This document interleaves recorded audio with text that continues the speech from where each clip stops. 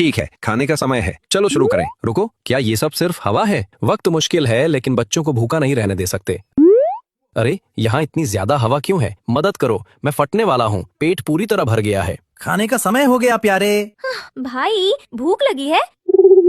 तुम इतने भरे हुए हो कि बोल भी नहीं पा रहे। लगता है बहुत खा लिया होगा। मुझे भूख नहीं है, खाना देना बंद करो। बच्चे की भूख क्यों कम हो रही है? सुनो, उसे बार बार हिचकी आ रही है और वो खा नहीं रहा। क्या हो रहा है? शायद एरोफेजिया है, गंभीर नहीं है। अगली बार थोड़ी धीमी गति से खिलाओ और हल्की मालिश कर दो, ठीक हो जाएगा।